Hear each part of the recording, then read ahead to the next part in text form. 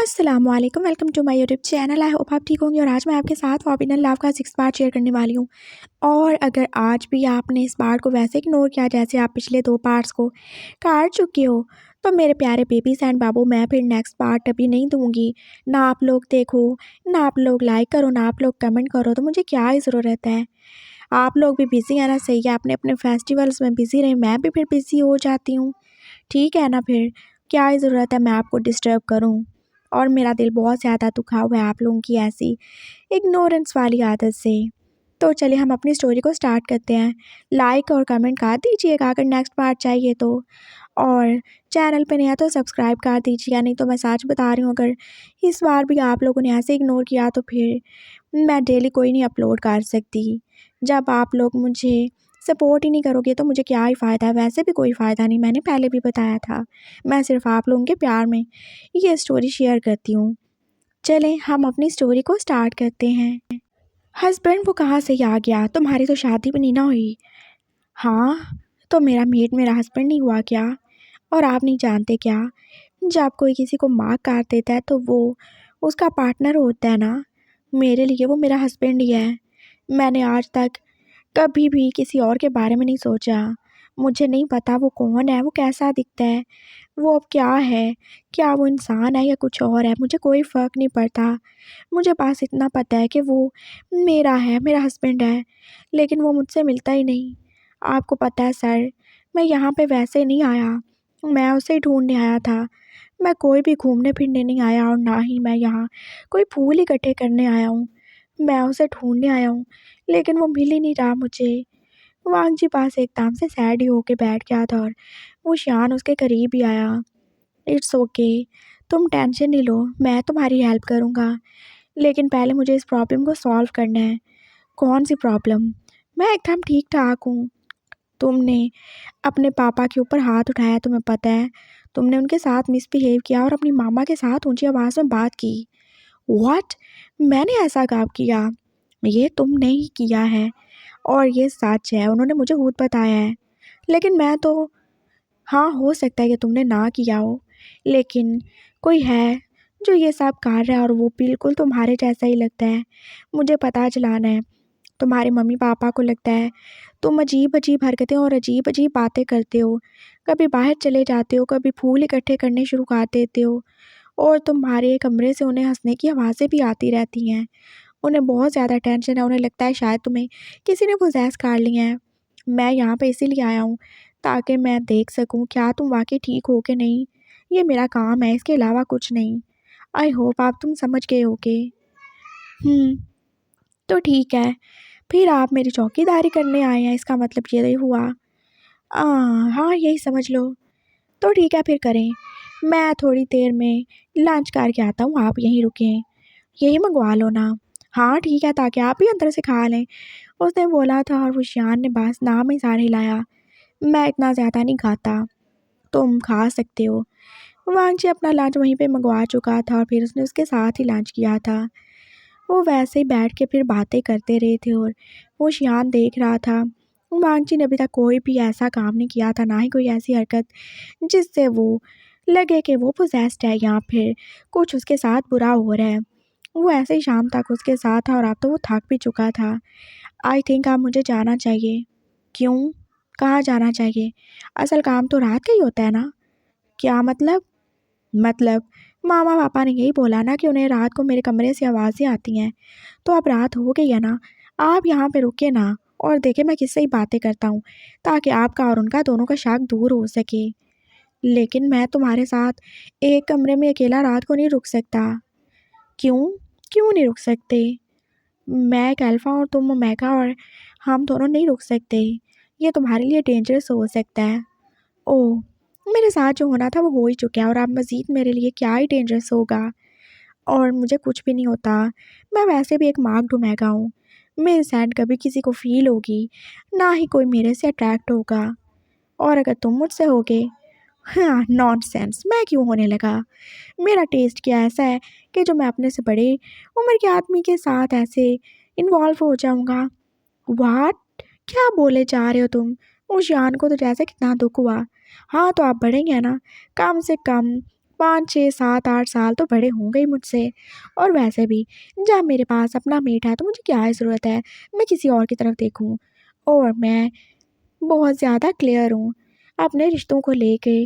जब भी एक बंदा लाइफ में है तो बस वही होना चाहिए, चाहे वो हमारे पास हो या ना हो, लेकिन हमें उसके साथ गद्दारी नहीं करनी चाहिए।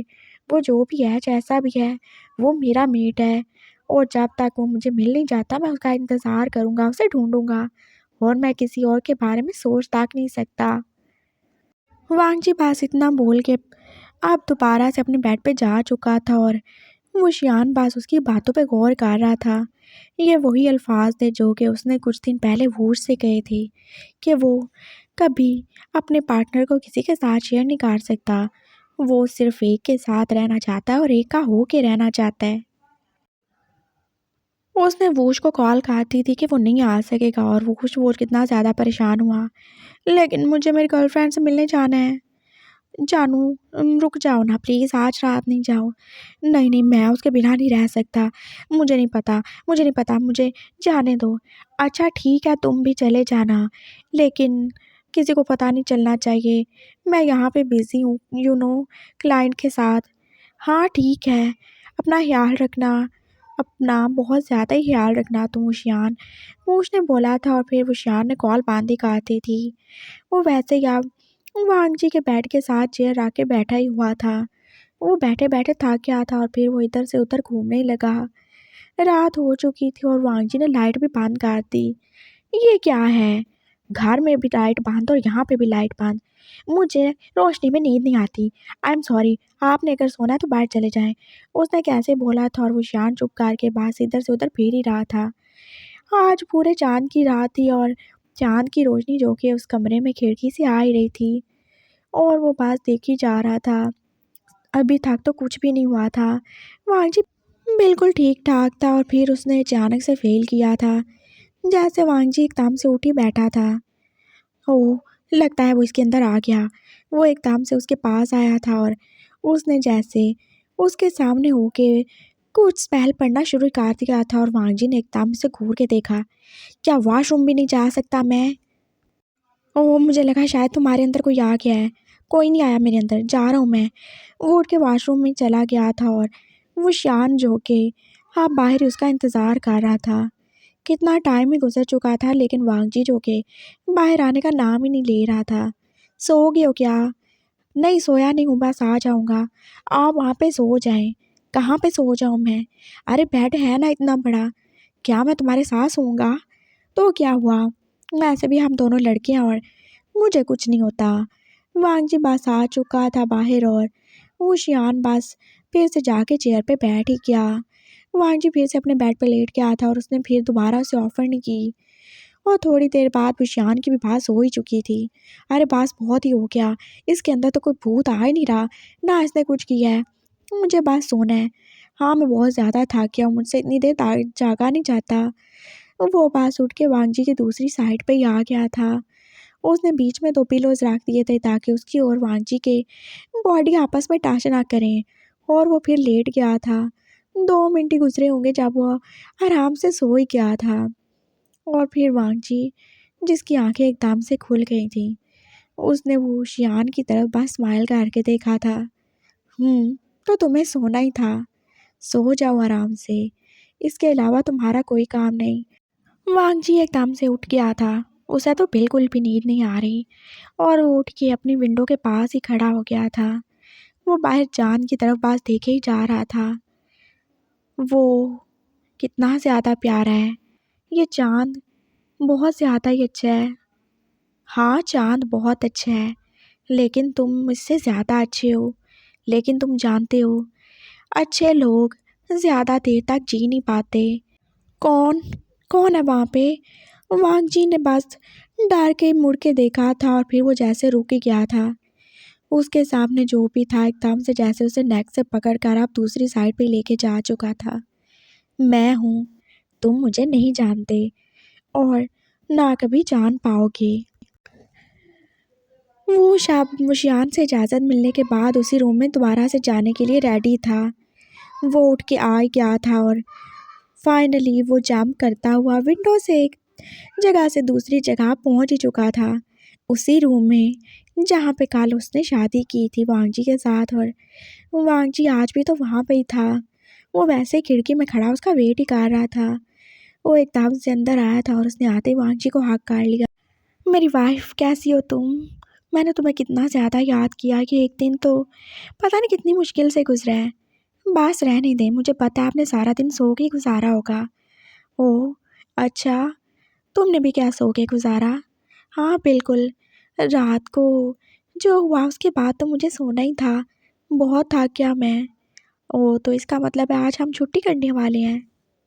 नहीं, बिल्कुल भी नहीं। मैं आज आपके साथ बस अपनी ज़िंदगी को अच्छे तरीके से जीना चाहता हूँ। कल मैं चलना चाहूँगा। कहाँ चले जाओगे तुम? वो एकदम से जैसे परेशान ही हो गया। मुझे वापस जाना है ना, अपने घर। नहीं, तुम नहीं जा सकते ना, मेरी तबीयत सही नहीं है। मामा ने बोला मेरी हीट पास आने वाली है और मेरी तबीयत कैसे गिरी-गिरी सी रहती है। मैं बहुत ज़्यादा थक जाता हूँ, मुझे बहुत ज़्यादा नींद आती है और मेरे सर में भी दर्द रहता है।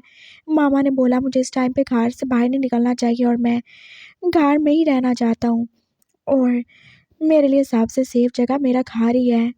मैं उसके अलावा कहीं भी सेफ़ नहीं हूँ। मुझे वापस अपने घर जाना होगा। लेकिन मेरा क्या? मैं वापस आऊँगा ना आपसे मिलने और फिर मैं मामा-पापा को बता दूँगा आपके बारे में और मैं हमेशा आपके पास ही आके रहूँगा। लेकिन मुझे बस 3 या 4 दिन के लिए जाना होगा। मैं यहाँ पे नहीं रह सकता। मामा-पापा को शक हो जाएगा नहीं तो। तो तुम वापस आओगे ना? हाँ, बिल्कुल। मैं आपका हूँ, मैं आपके पास ही आऊँगा। लेकिन तुम अपनी हीट मेरे साथ भी तो गुज़ार सकते हो ना? ऐसा मुमकिन नहीं है। मैं दिन और रात में आपके साथ हमेशा नहीं रह सकता। मैं बस आज ही आपके साथ हूँ और कल मैं वापस जाने वाला हूँ। मैं आपको बहुत ज़्यादा याद करूँगा, लेकिन सिर्फ़ 3 दिन की बात है, मैं वापस आ जाऊँगा। मैं प्रॉमिस करता हूँ, मैं वापस आ जाऊँगा हमेशा के लिए आपके पास। वांजी बोल रहा था और वो शायद फिर से उसे आगे काट चुका था। मैं ये 3 दिन कैसे गुज़ारूँगा? गुज़र जाएँगे। जब पहले मेरे बिना आपने इतने साल गुज़ार लिए तो 3 दिन का क्या है? हाँ, वो गुज़र गए। तब तुम मुझसे प्यार नहीं करते थे, ना तुम मुझसे मिले थे। अच्छा, सही है। अपना ख़्याल रखना। लेकिन आज की रात हम बिल्कुल भी नहीं सोने वाले। हाँ, बिल्कुल भी नहीं। तुम बोलो तुम्हें क्या चाहिए? मैं तुम्हारे लिए दुनिया जहाँ की खुशियाँ इसी कमरे में ला दूँगा। इस कमरे में नहीं, तो फिर कहाँ चलें? ऊपर छत पे चलें ना। मुझे चाँदनी रात और हल्का-हल्का अंधेरा बहुत ज़्यादा ही पसंद है। सच में? तुम्हें ठंड लग गई तो? आप मेरे साथ हैं तो मुझे कुछ हो सकता है क्या? मेरे जीनी हस्बैंड? हाँ, बिल्कुल नहीं हो सकता। वो उसने ऐसे ही उसे अपने बाजू में उठाया था और फिर वो फ्लाई करके सीधा छत पे आ चुका था। छत पे कुछ भी नहीं था और कोई भी नहीं था।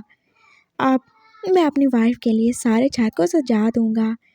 ये सारी दुनिया, ये सारी रौनक बस हमारे लिए है। वो छत के ऊपर जैसे उसके लिए पूरा बेडरूम ही तो अरेंज कर चुका था। एक बड़ा सा बेड जो कि पूरा का पूरा कवर्ड ही था, पूरा का पूरा फूलों से सजा हुआ और पूरा छत जो के पास लाइटिंग से ही भर चुका था। वो लाइटें, वो कैंडल्स जो बस हवा में ही उड़ रही थी और पूरे छत पे उस शान ने कितने सारे गुलाब सजा दिए थे। वो जानता था उसकी वाइफ को फूल कितने ज़्यादा ही पसंद है, हद से ज़्यादा ही पसंद है और उसकी सेंट वो भी तो किसी गुलाब जैसी है ना। हाँ, जो उसे पसंद है वो सब भी करेगा। एक टेबल, 2 चेयर्स और अब वो दोनों वहाँ पे बैठ ही चुके थे। तो मेरी वाइफ आज कौन-सा ड्रेस पहनेगी? जो भी आपको अच्छा लगे। तो कोई सेक्सी सा पहनेंगे। हाँ, जो भी आप बोलेंगे तो पहनूँगा ही नहीं। वांग जी ने बोला था और वो शीशों के पास स्माइल करके रह गया।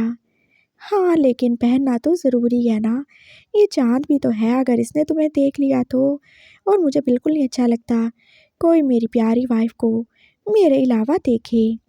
उसने वांग जी को एकदम से रेडी कर दिया था और खुद भी तो अपना ड्रेस चेंज ही कर चुका था। तो मेरी प्यारी वाइफ़ को क्या चाहिए? कुछ खाना है तुमने? कुछ पीना है? नहीं, मैं बस आइसक्रीम खाऊंगा। ओह, अच्छा, कौन सा फ्लेवर पसंद है तुम्हें?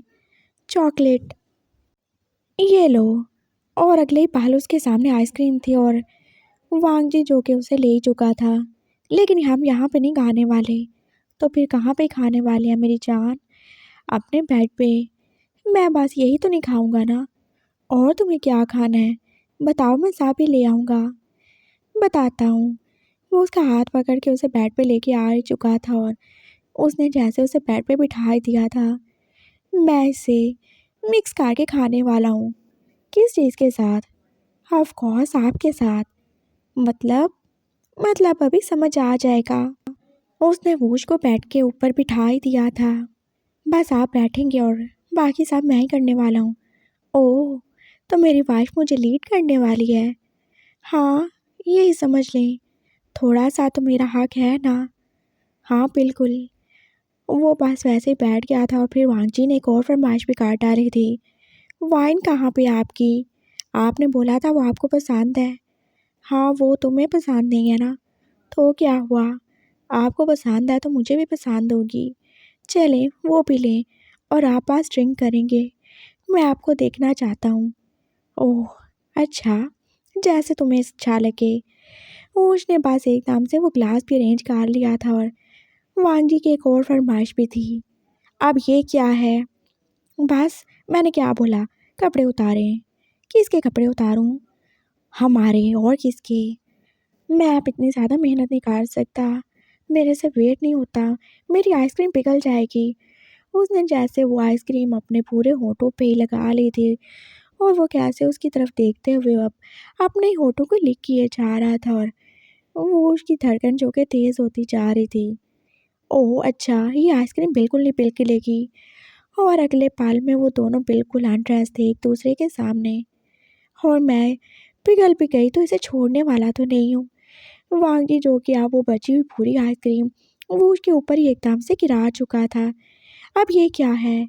मैंने क्या बोला था? बस चुप और आप सिर्फ ड्रिंक करने वाले हैं। वो उसकी लैब में आके बैठ चुका था और अब वो ऐसे ही वो सारी आइसक्रीम उसकी बॉडी से लीक कर रहा था और वो उसके लिए ये सब नया ही एक्सपीरियंस था। मुझे पता है कैसा लग रहा है। कैसा? जैसे मैं किसी बस बहुत ही हो गया, वाइफ हूँ मैं, मुझे और कुछ समझने की गलती मत करना। वांग ने एकदम से मुँह बनाया था और फिर वो जो कि स्माइल करके अब दोबारा से ड्रिंक ही ले रहा था। शराब का एक-एक घूंट जैसे उसके अंदर का नशा बढ़ा ही रहा था और वांग जी की बॉडी और उसकी वो सेक्सी हरकतें तो वो उसकी हॉट बॉडी को और ज़्यादा हॉटेस्ट बनाते जा रहे थे। तुम बहुत ज़्यादा हॉट हो, उसने वांग जी की बॉडी पे टच करते हुए बोला था। हाँ, क्योंकि मेरी हीट आने वाली है और मैं इससे पहले पहले बस आपके साथ ही टाइम स्पेंड करना चाहता था, उसने बोला था और वो जैसे अब उसकी पूरी बॉडी पे कितनी ज़्यादा उसे किसीज और बाइट्स दे ही चुका था। वो उसके लिए ये छोटी-छोटी बाइट्स क्या ही वैल्यू रखती होंगी। उसे कोई पेन नहीं होता, उसे बस वांग जी का प्यार नज़र आता है। और फिर उसने फ़ील किया था वांग जी की आँखों में दर्द। क्या हुआ? मुझे पेन हो रहा है, मैं मज़ीद नहीं रुक सकता। मैं फिर नहीं आप नहीं, मैं करूँगा ना प्लीज़। लेकिन तुम्हें पेन होगा, अभी हमने सिर्फ़ एक बार ही की है ना, तो आप किस लिए हैं? क्या आप मेरा पेन ख़त्म नहीं कर सकते? हाँ, बिल्कुल करूँगा मैं, ज़रूर करूँगा। थैंक यू मुझे याद दिलाने के लिए। उसने वांग जी की बॉडी पे फिर से हाथ रखा था और अब जैसे उसकी बॉडी कोई भी पेन फ़ील नहीं करेगी। वो वैसे ही उसकी लैब में बैठे-बैठे होती उससे इंटीमेट हो रहा था। वो उसे किस भी कर रहा था और साथ में वो दोनों जो कि 2 बॉडीज़ और एक जान हो ही रहे थे।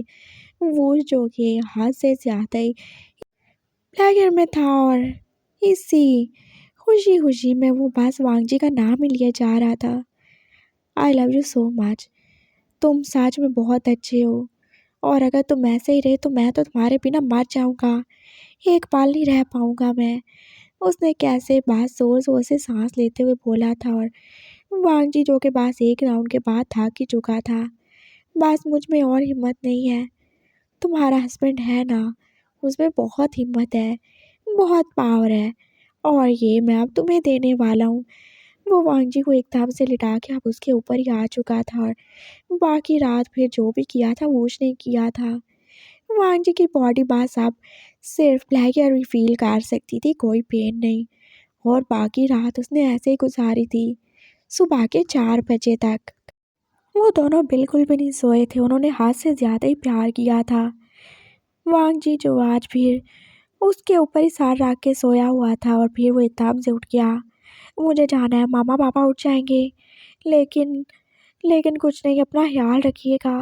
प्लीज़ आप भी जाए ना, उसके पास चले जाए, नहीं तो वो घर पे नहीं है। लेकिन फिर भी आपको घर में होना चाहिए ना, अगर आप दोनों घर से बाहर होंगे तो मसला हो सकता है ना। हाँ ठीक है, मैं ये सब सेट कर देता हूँ। नहीं कोई ज़रूरत नहीं है, किसी को क्या ही पता कि यहाँ पे कौन था और क्या ही हुआ। उसने बस इतना ही बोला था और फिर होश उठ ही गया। वो दोबारा से अपने कपड़े पहन चुका था और उसने वांगजी को पहना दिए। मैं तुम्हें तुम्हारे रूम में छोड़ देता हूँ, थैंक यू सो मच। वो उसको वांगजी का न्यू रूम पता था, इसलिए वो उसे वहाँ ही छोड़ के अब वापस अपने घर जा ही रहा था। और जाते हुए वो कितना ज़्यादा रोया था उसे हक करके। मैं तुम्हें हद से ज़्यादा याद करूँगा, 3 दिन से ज़्यादा 1 सेकंड नहीं लगाना, तुम जल्दी आ जाना और अपना बहुत ज़्यादा ख्याल रखना। और हाँ मुझे कॉल कर लेना। लेकिन आप तो अब मैं हर वक्त कोई उसकी बॉडी में थोड़ी होता हूँ। मेरा नंबर ले लो, हम कभी कभार फ़ोन भी यूज़ कर लेते हैं, हम थोड़े इतने ज़्यादा भी आउटडेटेड जिन नहीं है। उसने बोला था और फिर वांगजी ने उसका नंबर ले ही लिया था। ओके, अपना ख्याल रखिएगा आप। I love you so much और इस रात के लिए बहुत ज़्यादा थैंक यू। उसने उससे कितने ज़्यादा पैशन से पूरे 5 मिनट ही किस की थी और फिर वो अपनी अपनी जगह पे जा ही चुके थे। वो शान की एकदम से आँख खुली थी। वांगजी किधर ही था। वो एकदम से उठ बैठा। ये क्या हो गया? मैं ऐसे सो नहीं सकता था, मेरा क्या ही काम था उसका ध्यान रखना। वो किधर है? ओह गॉड, वो ठीक हो, नहीं तो मैं क्या ही करूँगा। वो उससे उठ के पूरे कमरे में ढूंढ रहा था, लाइट ऑन की थी लेकिन वो नहीं था। वो कमरे से बाहर भी नहीं था और बाहर कहाँ ही होना था उसने। वो टेरेस पे आके देख रहा था लेकिन वहाँ पे भी नहीं था। वो कहाँ ही चला गया होगा। वो ठीक तो होगा। उसने वॉशरूम में चेक किया था लेकिन वांगजी तो वहाँ पे ही नहीं था। कहाँ है वो, किधर चला गया? वो शान एकदम से परेशान हो रहा था और फिर एकदम जैसे उसे बेड के नीचे से थोड़ा थोड़ा ब्लड निकलता हुआ दिखाई दिया। ओ माय गॉड, सब सही होना चाहिए। उसका दिल एकदम से जैसे डर ही गया था। उसने बेड के नीचे ही देखा था और वहाँ कुछ और नहीं, वांगजी था जो कि कितना ज़्यादा ज़ख्मी हो चुका था। उसके मुंह से बस ब्लड ही निकले जा रहा था और उसकी आंखें बांधी थी। वो शियान ने उसे जल्दी से निकाला था। वांगजी तुम ठीक हो? तुम ठीक हो? ये सब क्या हो गया? आई एम सॉरी, मैं यहाँ पे तुम्हें प्रोटेक्ट करने के लिए था और मेरे होते ही ये सब हो गया। उसने जल्दी से उसे बेड पे लिटाया था लेकिन वांगजी वो तो होश में नहीं आ रहा था। उसकी सांसें जो बस आहिस्ता आहिस्ता ही चल रही थी। वो शियान ने बस उसके सीने पे हाथ रखा था। वो उसकी नेक पे ही देख रहा था जो पूरी रेड ही हो चुकी थी। ज़रूर उसे किसी ने बहुत ही ज़ोर से दबाया था और फिर उसने जल्दी से उसकी शर्ट भी खोली। उसकी पूरी बॉडी वो तो रेड ही पड़ चुकी थी, जैसे किसी ने बहुत ज़ोर से ही उसकी चेस्ट पे दबाया हो और इतने ही ज़ोर से कि उसके मुंह से अब ब्लड भी आ रहा था। मैं साफ सही कर सकता हूँ, हाँ मैं साफ सही कर सकता हूँ, डॉक्टर के पास जाने का टाइम नहीं है। उसने बस जल्दी से अपनी आंखें बंद की थी और अब वो अपनी पावर यूज़ करके वांगजी को उसकी हेल्थ लौटा ही रहा था। मैं तुम्हें बचा नहीं सकता लेकिन मैं तुम्हें ठीक तो कर ही सकता हूँ। उसने ऐसे उसकी बॉडी पे हाथ फेरा था और वांगजी का ब्लड जो कि अब रुक ही चुका था, वो अब ठीक हो चुका था और वो शान ने उसे लिटा ही दिया। और वांगजी ने एकदम से आंखें खोल ली थी। वो आंखें वांगजी की नहीं थी, वो तो किसी और की आंखें थी, पूरी की पूरी ब्लैक और वहाँ पे कुछ भी और कलर नहीं था। तुम यहाँ पे क्या ही कर रहे हो? हाँ, तुम्हें यहाँ पे नहीं होना चाहिए, इसके पास तो बिल्कुल भी नहीं। ये मेरा शिकार है और अगर मेरे रास्ते में कोई भी आया तो मैं उसे छोड़ूंगी नहीं। और वो शियान जो कि आप आगे बढ़ के स्पेल ही पढ़ रहा था, लेकिन वो वूश के बिना इस स्पिरिट को काबू तो नहीं कर सकता। छोड़ दो इसे, मैंने इसे मारा नहीं है, लेकिन मैं बहुत जल्दी इसे मार दूंगी। तुम यहाँ से चले जाओ, मैं किसी और को कोई भी तकलीफ नहीं देना चाहती हूँ। वो वांगजी के अंदर ही बोल रही थी और वांगजी बस ऐसे ही बोले जा रहा था। वो शियान बस पहली बार सकता था। तुम यहाँ से जाओगे कि नहीं जाओगे? मैं बिल्कुल भी नहीं जाऊँगा, मैं इसे बिल्कुल छोड़ के नहीं जा सकता। ये मेरी रिस्पॉन्सिबिलिटी है और तुम जो भी हो, मैं तुम्हें इससे निकाल के ही रहूँगा। उसने एकदम से अपनी पॉकेट में से वो नाइफ ही निकाली थी और अब वो स्पेल करने के लिए अपने हाथ को काट चुका था। उसके हाथ से ब्लड निकल रहा था जो कि पास नीचे ही गिरे जा रहा था। वो अब इसी ब्लड के ऊपर कुछ स्पेल पार के वांगजी के ऊपर वो ब्लड गिराने ही वाला था। हाँ, उसका ब्लड जो कि आधा जिन का ही है, वो ज़रूर इविल स्पिरिट को भगा सकता है। और पास ब्लड निकलने की देर थी, वो जो भी थी एकदम से वांगजी की बॉडी को छोड़ के जा ही चुकी थी। वांगजी जो फिर से अपना होश खो के दोबारा से बेड पे गिर ही चुका था, किसी बेजान से गुड्डे की तरह। और वो शियान ने आगे बढ़ के पास उसे पकड़ लिया। उसका सर जो कि टेबल के साथ लगने वाला था, लेकिन वो शियान उससे पहले ही उसे अपनी गोद में ले ही चुका था। तुम्हें मैं कुछ नहीं होने दूंगा, कुछ भी नहीं। तुम्हारे अंदर जो भी इविल स्पिरिट है, वो तुम्हें क्यों ही ले जाना चाहती है? शायद वो तुमसे प्यार करती है, लेकिन मैं तुम्हें कहीं नहीं जाने दूंगा। मैं तुम्हारी ज़िंदगी बर्बाद नहीं होने दूंगा, मेरा तुमसे प्रॉमिस है ये। वो शियान ऐसे ही बास वांगजी को दोबारा से लिटाते हुए बोल रहा था। वांगजी जो थोड़े टाइम बाद अब आंखें खोल चुका था। आप ये क्या कर रहे हैं? और मैं यहाँ पे कैसे आया? वो किधर चली गई? उसने जैसे डरते डरते बोला था। कौन कौन थी वो? मुझे नहीं पता वो कौन थी। मैं जब रात को उठा, मुझे नींद नहीं आ रही थी और वो कैसे मेरे सामने आके खड़ी हो गई। मैंने उसका फेस नहीं देखा, उसके बालों से उसका पूरा फेस छुपा हुआ था। उसने मुझे पकड़ लिया, उसने बोला वो मुझे मार डालेगी, वो मुझे अपने साथ ले जाएगी, वो मुझे मम्मी पापा से दूर कर देगी। उसने बोला कि मैं उसका हूँ। वांगजी जो डरे डर के बोल रहा था और वो शियान ने आगे बढ़ के उसे आगे काट लिया। डरो नहीं, सब सही हो जाएगा बेबी। और एकदम से जाने उसका दिमाग पीछे जाने लगा, जब उसने शायद पहले भी ये किसी को बोला था। डरो नहीं बेबी, सब ठीक हो जाएगा। मुझे बहुत ज़्यादा ही डर लग रहा है, मामा पापा सही कहते थे, सच में मुझे कुछ हो ही गया है। वांगजी जो ऐसे ही उसके सीने से लगा पास रोए जा रहा था। उसका मार जो फिर से ही दर्द करने लगा था। मुझे यहाँ पे बहुत ज़्यादा दर्द हो रहा है, सब सही हो जाएगा, मैं उससे तुम्हारे अंदर से निकाल के रहूँगा, तुम फिक्र नहीं करो। उसने वांगजी को दिलासा दिया था और फिर उसके मांग पे हाथ भी रखा था। वांगजी का दर्द जो उसके टच करने से एकदम गायब भी हो गया था। ये सब क्या है? क्यों है? कैसे है? मेरे साथ ऐसा क्यों हो रहा है? मैं तो बस अपने पार्टनर को ढूंढने आया था ना, फिर ये मेरे साथ क्यों ही हो रहा है? वो जैसे रो ही रहा था और वो शियान उसके पास बैठ के उसे दिलासा ही दे रहा था। सब सही हो जाएगा। मुझे लगता है शायद वो जो भी औरत थी, वो कोई इंसान नहीं थी। हाँ, वो कोई भूतनी थी। शायद वो ही तुम्हारी पार्टनर होगी और वो तुम्हें ले जाना चाहती होगी। Oh my God! ऐसा नहीं हो सकता। मैं किसी आदमी की वाइफ़ बनूँगा, मैं किसी औरत की और भूतनी या चुड़ैल की वाइफ़ तो बिल्कुल नहीं बन सकता। वांगजी को अब नया दुःख ही सताने लगा था और वो और ज़्यादा ही रो रहा था। ओह पागल, ऐसा कुछ नहीं होने वाला। चलो मेरे साथ चलो। कहाँ? हम वहाँ पे ही चलेंगे, जंगल में। जंगल में? हाँ, तुम वहाँ पे गए थे ना? हाँ, मैं जंगल में गया था, वहाँ पे ये सब शुरू हुआ था। वो ज़रूर हमें वहाँ पे मिलेगी। चलें, अभी सुबह-सुबह का टाइम है और मामा-पापा नहीं उठे होंगे। वो दोनों अब गेस्ट हाउस से निकल के जंगल की तरफ जा ही रहे थे। सुबह के 7 बज रहे थे और वो उसी जगह पे पहुँच गए।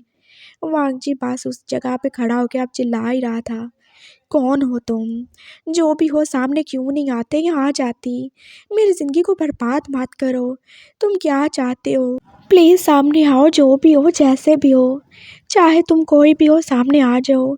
मैं तुम्हें ढूँढने आया हूँ और मैं तो तुम्हारा ही हूँ ना। तुम फिर ऐसे मेरे साथ क्यों कर रहे हो? क्यों इस तरह से रोज़-रोज़ नए-नए रूप बदल के मेरे सामने आते हो? क्या तुम्हें मेरी जान चाहिए तो ले लो, लेकिन ऐसे मुझे थोड़ा-थोड़ा खा के नहीं तड़पाओ। मेरे साथ ऐसे मत करो। वांगजी बात ऊँची-ऊँची आवाज़ से बोल के रो रहा था और वुशियान चुपचाप खड़ा ही था। वांगजी का रोना जाने क्यों ही उसके दिल में इतना ज़्यादा दर्द दे रहा था। मैं कह रहा हूँ आज और नहीं तो मैं सच में अपनी जान ही दे दूँगा। अब तो तुम मुझे मारना ही चाहते होगे ना? मुझे लगता है शायद तुम भी ज़िंदा नहीं होगे, है ना? तुम मर चुके हो ना, इसलिए ऐसे तंग कर रहे हो ना मुझे। देखो चाहे तुम जिस भी फॉर्म में हो मेरे सामने आ जाओ, बस एक बार आ जाओ। मैं इस कन्फ्यूज़न को क्लियर करना चाहता हूँ। मैं तुम्हारे साथ चलूँगा ना, मेरी जान ले लो लेकिन मेरे सामने तो आओ। वांगजी पास बोले जा रहा था और वुशियान एकदम से उसके करीब आया। ऐसे मत बोलो, और अगर वो ज़िंदा नहीं है तो तुम उसके साथ क्यों ही जाओगे? मरे हुओं के साथ मरा नहीं जा सकता ना। लेकिन वो ऐसा क्यों ही कर रहा है? वो क्यों ही कर रहा है मेरे साथ? ये मेरा मार्क, ये जानते हैं आप, ये 14 साल पुराना है। ये थोड़ा सा भी लाइट नहीं हुआ। ये वैसे का वैसा है। हर बार जब मैं किसी के करीब जाता हूँ, किसी से बात करता हूँ, मुझे यहाँ पे कितना ज़्यादा दर्द, कितनी ज़्यादा ही जलन होती है। जैसे वो हर वक्त मेरे आस-पास हो, जैसे वो हर वक्त मुझे याद दिला रहा हो कि मैं उसकी हूँ। वो ऐसे क्यों कर रहा है मेरे साथ? वो क्यों नहीं सामने आता?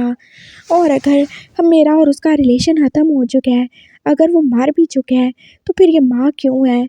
इसको नहीं होना चाहिए था ना। ये माँ क्या है, इसका मतलब ये है कि वो ज़िंदा है, वो ठीक है, वो मेरे आस-पास है लेकिन मेरे सामने नहीं आता।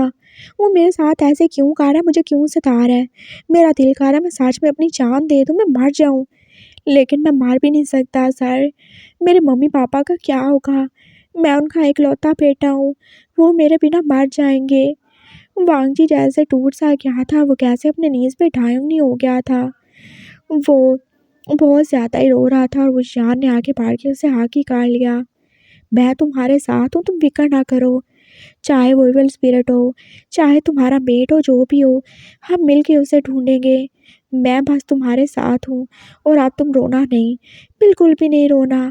उसने वांगजी को अपने सीने से ही लगा दिया था और वांगजी से बस क्लोज़ होने की देर थी, जब वांगजी की सेंट उसे फिर से अपने काबू में करने ही लगी थी। हाँ, वही रोज़ी सी सेंट, कितनी प्यारी थी ये, जैसे कोई गुलाब का फूल ही हो। और ये सच में फूल ही तो है। वो दोनों वैसे ही बैठे थे जब एकदम से कोई काला सा साया जैसे उनके ऊपर उड़ने ही लगा था। तो तुम मेरे साथ चलना चाहते हो? वो कैसे हँस-हँस के बोल रहा था और उसकी हँसी कितनी ज़्यादा डरावनी थी। वांजी एकदम से डर ही गया था। उसका छोटा सा दिल कितना ज़्यादा काँप रहा था। वो शान वो फ़ील कर सकता था। तो चलो मेरे साथ चलो, इससे ज़्यादा अच्छा और क्या ही होगा। मैं तो ज़िंदा नहीं हूँ ना, तो तुम्हें भी ज़िंदा नहीं रहना चाहिए। मैं तो तुम्हें ही लेने आई हूँ। चलो मेरे साथ चलो, आ जाओ। बहुत अच्छा तरीका है ये। जितनी जल्दी ये काम ख़त्म हो जाए उतना ही ज़्यादा अच्छा है। तुम इसे कहीं नहीं ले जा सकती हो, तुमने क्या ही सोचा? मेरे होते तुम इसे यहाँ से ले जाओगी, मैं मर जाऊँगा, लेकिन मैं अपनी ड्यूटी से पीछे नहीं हटूँगा। और तुम जो भी हो देखना, मैं एक दिन तुम्हें काबू खार के ही रहूँगा। अभी मैं अकेला ज़रूर हूँ लेकिन मैं कमज़ोर नहीं हूँ। और तुम इसे क्यों लेके जाओगी? बिल्कुल नहीं लेके जाओगी। ये मेरा है ना। इसने बोला कि ये मेरे साथ चलेगा, तो मेरे साथ क्यों ही नहीं चलेगा ये? इसने खुद बोला कि मरने के लिए तैयार है, तो बस ठीक है ना। मैं बस आ रही हूँ, इसे मरना है तो मैं इसे बहुत ही ज़्यादा आराम से नहीं बल्कि बहुत ही बुरे तरीके से मारूँगी, ताकि इससे भी सारा दर्द महसूस हो जो मुझे महसूस हुआ है। इससे इसके माँ-बाप को, सबको वो तकलीफ़ फ़ील हो जो मुझे फ़ील हुई है। ये मेरा है ना, तो बस ठीक है, मैं अब इसे लेके जाऊँगी। वो साया जो एकदम वांजी के करीब ही होता जा रहा था और वांजी अब सच में डर ही गया था। उसके मुँह से तो एक लफ्ज़ नहीं निकल रहा था, उसकी आँखें जो कैसे डर के मारे फैल ही गई थीं। वो शियान को अब कुछ भी समझ नहीं आ रहा था वो क्या ही करे।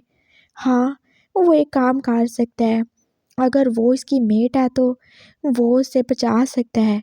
हाँ, वो बचा सकता है उसे, वो ज़रूर ही बचा सकता है। वो शियान को और कोई भी रास्ता नहीं मिल रहा था और फिर उसने एकदम से जैसे वांगजी को पकड़ के अपने और ही करीब कर लिया था। डरा सहमा सा वांगजी जो कि बस उसे देख ही रहा था। उसे कुछ समझ नहीं आया जब अगले ही पल वो शियान ने एकदम से उसकी नेक पे जोर से बाइट ही काट डाला था और वांगजी जो कि शौक ही रह गया था। उसका मुंह, उसकी आंखें वहाँ की वहाँ ही खुली रह गई थी और वो साया, वो भी तो पास ऊपर ही रुक गया था। वो शियान एकदम से पीछे हटा था और उसके होंठों पे बस वांगजी का ब्लड लगा हुआ था। आओ, अब लेके जाके दिखाओ इसे। ये मेरा मीट है और मैं किसी को इसे लेके जाने नहीं दूंगा। आई समझ तुम्हें। और तुम शायद जानती नहीं हो।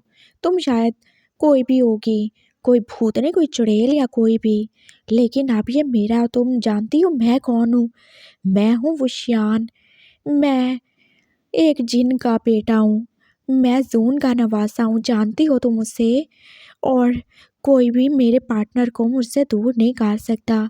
अब तुमने अगर इसे लेके जाना है तो पहले आओ मुझसे मुकाबला करो, मुझे मारो, फिर इसे लेके चली जाना। वो शियान बोल रहा था और उसकी आंखों से जैसे आग ही निकल रही थी। वांगजी जो कि उस बाइट के बाद ही अपना होश खो के नीचे गिर ही चुका था।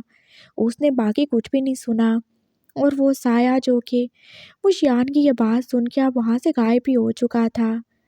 वो शियान बस नीचे ही बैठ गया था। अब हमें वापस चलना है। मुझे माफ़ करना, मुझे ये सब करना पड़ा, लेकिन तुम्हें बचाने का बस यही रास्ता था। जब तक वूश नहीं है मेरे पास, मैं इसे काबू नहीं कर सकता, बिल्कुल भी नहीं कर सकता। उसने वांगजी को अपने बाजू में उठा लिया था और अब वो उसे लेके वापस गेस्ट हाउस ही जा रहा था।